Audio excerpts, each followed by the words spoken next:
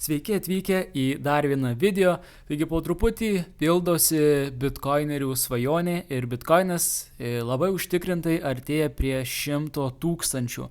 Tai mes čia matuojame doleriais ir bitcoinas buvo pasiekęs dar vieną rekordinę aukštumą.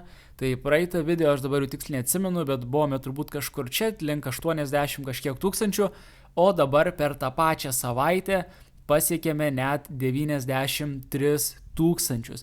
Tai reiškia, tik 7 tūkstančių trūksta iki to legendinio lygio, kuris, kai bitcoinas jį pasieks, tikrai visas pasaulis apie tai skambės, visos naujienos. Jau dabar per Lietuvos žinias rodė apie bitcoiną, kai jis buvo pasiekęs, ten irgi gal 85 tūkstančius ar kažką tokio. Taigi 100 000 yra labai rimtas psichologinis lygis, kada bitcoinas bus vertas tiek ir tikrai tai sulauks labai daug dėmesio į visą rinką, į bitcoiną ir taip toliau ir taip toliau. Taigi esame labai netoli, tai per šį video laukia gana įdomus video, paanalizuosime, kas vyko istoriškai šiuo periodu, kur rinka keliaus toliau, apžvelgsime visas aktualiausias naujienas kaip visada, taigi spausti subscribe, nepraleiskite jokių video, nes dabar video bus ekstremaliausi, kada kainos taip smarkiai kyla ir kils ir daug reikės aptarti ir kur eis rinka ir kada jau reikės pardavinėti ir taip toliau, kada reikės trauktis iš rinkos, tai spausti subscribe.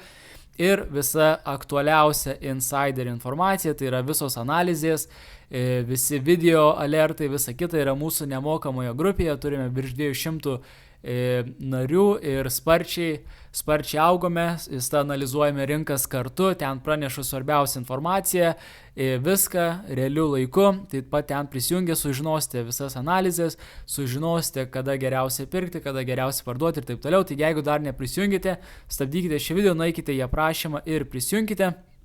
O jeigu nenorite būti kaip visa avinų gauja, kurie ateis į kriptovaliutų rinką, kai rinka pasieks ten kažkur 100 000, norite iš anksto pradėti ruoštis, investuoti, prekiauti, taip pat turime nemokamą pamoką, kur irgi galite nueiti į aprašymą, įvesti savo paštą ir prisijungti į tą pamoką, gausite linką savo pašte, atsilaisvinkite 1 valandą ir nemokamai išmokite apie kriptovaliutų rinką, kas yra dienos prekyba, techninė analizė, visiškai nemokama valandos pamoka skirta jūs apmokyti. Taigi visi linkai aprašymuose. Tai dabar kokia yra situacija? Akivaizdu, kad prasidėjo tas didysis bull marketas, kurio visi laukė. Iš pradžių bitcoinas, altcoinai kol kas yra gana ramus. Irgi Bitcoin dominance kyla taip pat, tai dėl to dar altcoinai nejuda, apie juos šiek tiek jau kalbėjome praeitame video. Taigi dabar ko galima tikėtis? Tai pirmas dalykas, tai matome, kad jau kaip Bitcoinas padarė breakoutą, mes absoliučiai nematome jokių stabdžių, nėra jokių viršui resistance lygių, čia yra price discovery, tai reiškia visiškai neaišku, kur ir kaip eis Bitcoinas. Taigi čia yra, pavyzdžiui, sunkiausia daryti analizės. Kai mes buvome štai čia, tai buvo aiški struktūra, aiškios naujienos ir taip toliau, o dabar yra ta pašėlusi zona, kada yra tikras Wild Westas, mes nežinome, kur keliaus kaina, bet ką mes galime daryti, tai žiūrėti, kur kaina ėjo istoriškai, ko galima tikėtis ir taip toliau. Taigi einame ir pasižiūrime, kas vyko istoriškai. Tai čia Bitcoinas buvo nukritęs, buvo bear marketas ir štai kas vyko istoriškai. Taigi šiandien, kai filmuoju, yra lapkričio 14 diena. Tai ir pasižiūrėsime, kas vyko istoriškai nuo šios dienos. Aišku, čia dienos nesutampa, dėl to, kad kas metus kalendorius šiek tiek pasikeičia ir taip toliau. Tai pasiimsime štai čia, tai yra nuo 16 dienos, tarkime, iki maždaug pačio viršaus, iki balandžio 21. Tai pasiimsime tokį labai gerą įrankį, kuris leis mums prognozuoti. Tai yra keli būdai, kaip galime padaryti, galime brėžti su linijom ir panašiai, bet yra daug smagesnis būdas, tai yra panaudoti šį bars pattern įrankį ir pasižymėti būtent nuo lapkričio 16 dienos, ką veikia Bitcoinas. Tai čia irgi mes, tie, kas dar nesuprantate, mes čia kalbame apie praeitą bullruną, tai buvo 2020 metais, irgi buvo tas pats mėnesis kaip ir dabar, tie patys metai halvingo ir iš esmės įvyko šitas didžiulis bullrunas, kaip matote į viršų. Tai dabar pasižiūrėsime, kur viskas pasibaigs ir ką mes galime iš tos istorijos išmokti ir ką galime pritaikyti tam, kas vyksta dabar, nes taip pat dabar buvo halvingo metai ir taip toliau, taigi čia yra puikia informacija, ko galima tikėtis toliau. Taip, tai čia yra dabar šios savaitės yra sulygintos, matome, kad istoriškai nebuvo tiek daug volume rinkoje, tai reiškia nešovė taip rinkai viršų, bitcoinas judėjo po truputį, tą bam, viršų. Svarbu suprasti, kad šis ciklas yra šiek tiek kitoks, mes buvome labai ilgai šioje konsolidacijoje, tai čia kiek buvo kažkur, beveik 2/3 metų, tai įsivaizduokite, koks buvo grindas, kiek žmonių paliko rinką, kiek žmonių pasidavė ir taip toliau, ir dėl to dabar visi tiesiog suplūsta atgal į rinką, kad visi spėtų ir taip toliau. Tai dėl to turėjome šiuos didelius breakoutus, taip pat turime Wall Street'ą, institucijos, net nepalyginsi, kiek dabar daug dėmesio yra rinkoje, palyginus su kiek dėmesio buvo per praeitą bull runą ir kiek daug dabar yra žmonių, kurie seka visą šį reikalą ir taip toliau. Tai dėl to mes tik pralaužėme ir iš karto atsirado labai daug volume, labai daug žmonių suplūdo į rinką, ETFs, apie kuriuos dar pakalbėsime, pradėjo pirkti milijardus per vieną dieną ir štai esame štai čia. Taigi, ko galime tikėtis? Tai aišku, kad vienas variantas, kad mes keliausim į viršų ir nežinau, mano nuomonė, tai jau padarėme tokias didelės žvakės, galbūt dar kažkiek pakilsim, bet mano nuomonė, kad dabar norėtųsi, kad rinka šiek tiek atšaltų, nes viskas yra labai įkaitę. Tai reiškia, funding rates nėra labai įkaitę, bet jau po truputį įkaista. Ir visokie dalykai, iš esmės Fear and Greed Index irgi parodo, kad visi dabar yra labai godus, renkasi longai apačioje, svertas apačioje ir taip toliau, taigi daug tokių dalykų dabar renkasi, kas atrodo, kad kaina turėtų turbūt arba nors šiek tiek padaryti korekciją, arba tiesiog trumpai pailsėti ir atšalti bent jau vieną savaitę, galbūt sekančią savaitę, galbūt dar kitą. Bet čia yra toks labai short termas ir tada mes akivaizdu, kad keliausime toliau. Tai dabar nuspėti, kas bus šiuo periodu, ar mes truputį pakilsime, ar būsime truputį žemiau, ar truputį dėsime į šoną, tai visiškai nėra svarbu. Kas yra svarbu, tai kokia yra ilgalaikė kryptis, mes negalime nuspėti, kas bus sekančią savaitę ir dar sekančią savaitę. Kas yra svarbu, tai ilgalaikė kryptis, tai apie ją ir kalbėsime. O mes matome, kad ilgalaikė kryptis atrodo maždaug štai taip ir man šis visas timelinas atrodo labai logiškas ir kad galėtų būti labai panašu. Taigi, dabar yra kelios svarbios datos, tai viena data yra pažymėta štai čia ir ta data yra gruodžio 16 diena, kada bus dar vienas centrinio banko Fed USA susirinkimas. Tai reiškia, greičiausiai bus dar kartą pamažinamos palūkanos, tai apie ekonomiką dar pašnekėsime, bet iš esmės ši data yra labai svarbi, nes tai bus labai bullish data. Dabar vėlgi, istoriškai matome, kad kažkaip net realiai taip ir gaunasi, kad po šios datos štai turėjome tokį ralį į viršų, jau beveik galutinį ralį. Tai ir kas labai sutampa, kad ši data ir dabar atrodo, kad istoriškai bus labai bullish ir po jos bus labai bullish. Kita data tai yra Trumpo inauguracija, tai irgi aš dabar neatsimenu, ten gal sausio 16 ar kažkas tokio, irgi tiksliai neatsimenu, tai sausio 16 būtų kažkur čia. Tai šios dvi datos, kada rinka tikrai stipriai judės į viršų. Tai kaip viską galima labai paprastai ir susižymėti. Tai štai čia dabar neaišku, kas vyks. Maždaug tokie mano manimu yra rėžiai. Ta prasme, mes galime būti šiek tiek žemiau, pasižymime, tarkime, geltonai. Neutrali zona. Gali būti, kad pakilsime šiek tiek aukščiau, galbūt dar ateis FOMO, galbūt dar visi supirks ir pakilsime gana aukštai. Galbūt dabar bus trumpa konsolidacija, o galbūt trumpas atšalimas. Aš nemanau, kad tas atšalimas bus didelis, nes atsimenu, žmonės klausė komentaruose. Aš nemanau, kad mes jau keliausime žemiau 80 000, nes tiesiog jau viskas, jau rinka dabar pabėgo iš šios struktūros ir keliaus į viršų ir darys minimales korekcijas. O kaip matome, tai vyko ir istoriškai. Nebuvo kažkokių didelių korekcijų, tarkime, kad kilo ir bam, ne, matome, kad kryptis yra aiškiai viršų su minimaliom korekcijom, tai dabar tikiuosi to pačio ir manau tada padarysime tą paskutinį pušą į viršų, kuris ir pažymės viso šio bullruno pabaigą, tai bus tas galutinis blow off top. Tai dabar irgi dar apie galutinius spėjimus kainos irgi dar pakalbėsime, bet maždaug kol kas aš taip įsivaizduoju, kas mūsų laukia. Tai tai tiek kol kas apie kainos analizę, apie techninę analizę, dabar judame toliau apie ekonomiką, kas irgi yra labai svarbu. Tai žodžiu, kas vyksta su ekonomika, tai matome, čia yra infliacijos rodmenys yra labai svarbu.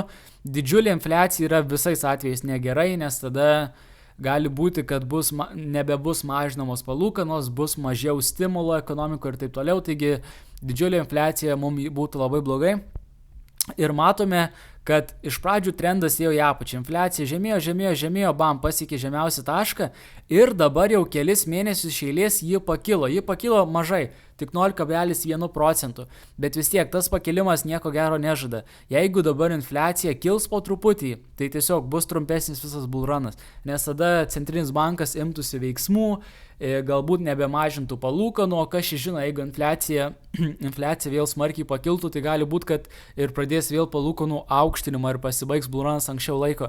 Taigi viskas realiai priklausys nuo ekonomikos, kol kas atrodo labai neblogai, aišku, Trumpas dar ateis į ofisą, su juo tikrai turėsime tą didžiulį blow off top, kada viskas keliauja į viršų ir po to jau vėl dylinsim su infliacija. Tai kol kas yra situacija tokia, kad infliacija šiek tiek pakilo, ji nestojo vietoje, mažai pakilo, tai truputį kelia nerimą, bet matome, kad per šitą mėnesį nuo spalio iki lapkričio infliacija liko tokia pati. Tai jeigu kitą mėnesį bus tokia pati ir taip toliau, tai bus labai gera situacija.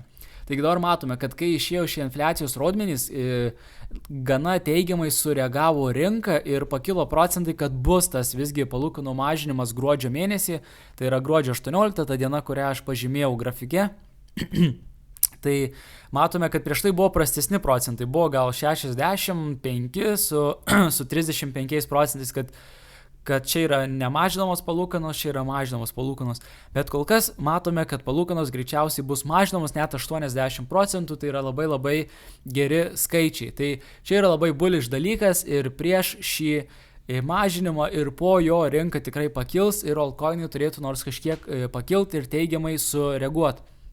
Kitas dalykas – likvidacijos ir svertas aplinkui. Tai matome, kad štai čia buvo labai nuobodus periodas. Ir jūs atsimenate, kas rinkoje buvo koks nuobodus periodas. Tai aišku, čia buvo tai Japanese cash and carry trade. Tai čia, kai Japonijos centrinis bankas pakėlė palūkanas, turėjome didžiulės likvidacijas, beveik 1 milijardo, 700 milijonų. Ir kuo mažiau sverto yra rinkoje ir taip toliau, reiškia, tuo nieko nevyksta, reiškia, rinka yra gana nuobodi, tai yra nėra volume rinko ir taip toliau. Ir pažiūrėkite dabar štai čia, mes matome, kad yra daug svertų į viršų, daug svertų į apačią, daug vyksta visokių likvidacijų ir taip toliau, tai čia yra gerai, nes čia reiškia, kad dabar yra daug sverto, daug liquidity, daug pinigų rinkoje, dėl to ir vyksta tiek daug sverto, yra žemiau kainos, aukščiau kainos ir taip toliau, ir čia parodo likvidacijos, tai kai kaina pakyla, jie likviduoja žmonės, kurie shortina, ir likviduoja, jei nukrenta, likviduoja žmonės, kurie atsidarė longus, tai čia yra gerai, čia yra sveika, reiškia rinka auga, dabar yra tas visa expansion fazė ir taip toliau, taigi čia viskas yra labai gerai. Nėra, kad ten būtų vien tik longai kažkur viršui ir taip toliau likviduoti, shortai irgi gerai, nes tada, kai shortai likviduojasi, kaina keliauja aukščiau. Iš esmės tai tiesiog parodo, kad yra labai daug liquidity rinkoje šiuo metu ir viskas atrodo neblogai štai čia. Tada irgi ETF'ai. Tai ETF'ai irgi matote, kad buvo 1 milijardinė diena ir dabar jau antra dar buvo milijardinė diena. Tai vien tik šią savaitę įsivaizduokit 1 milijardas 800, tai beveik vien tik per šias 2 dienas beveik 2 milijardai ir dabar dar 2,5 milijardų įplaukų. Tai kiekvieną savaitę ETFs kaip žvėris perka, tai irgi labai stipriai paveikia rinką. Bet taip pat kyla ir Bitcoin dominance. Tai Bitcoin dominance tai yra tiesiog kiek dominuoja rinkos Bitcoinas, kiek yra jame pinigų palyginus su kitomis kriptovaliutomis. Ir matome, kad dabar yra šiam 1%, tai yra labai labai daug. Ir esmė tokia, kad tas Bitcoin dominance vis dar iki dabar kyla į viršų. Matome štai taip ir kyla gana smarkiai, kas nėra gerai altcoinam, bet viskas yra normalu. Rinkoje taip ir turi būti, kad iš pradžių labai gerai performina Bitcoinas ir po to jis pradeda kristi ir visi pinigai iš jo išplaukia į altcoinus ir tada prasideda altcoinų sezonas. Taigi viskas yra labai neblogai. Irgi Bitcoinas aplenkė šitą sidabrą ir tapo 8 pagal dydį pasaulyje asseto. Ir buvo aplenkus Saudi čia irgi didžiulė naftos įmonė ir ją irgi buvo aplenkę ir turbūt aplenks ten. Gal turi būti kaina gal 91 200 ar kažkas tokio, kad aplenktų pagal dydį Saudi Arabija šitą įmonę. Tai irgi tiesiog bitkoinas kyla pasaulyje ir jeigu pasieks, tarkim, 120 tūkstančių ar kažkas tokio, galbūt aplenks ir Google, o galbūt ir Amazon kažkada ateityje. Tai irgi, tai tiesiog bitkoinas kyla ir po truputį dominuoja šiam pasaulyje. Taigi irgi. Ir paskutinis dalykas, kurį noriu parodyti, tai irgi čia tiesiog vėlgi praeities grafikai.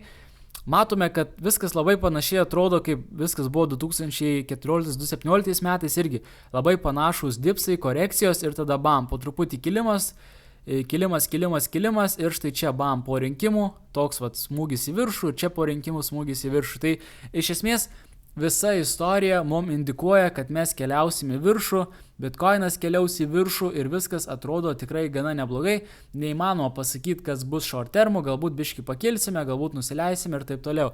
Taigi irgi savo nemokamoje grupėje pasidarėme apklausą, kada žmonės mano, kad pasieksime 100 tūkstančių, kol kas dauguma mano, kad bus tai gruodžio mėnesį ir aš manau, kad tai yra irgi realiausias variantas. Taigi prisijunkite į grupę mūsų nemokamą, prisijunkite į nemokamą pamoką, mokykitės, visi resursai yra apačioje. Taigi tiek šiam video ir susitiksime kitame.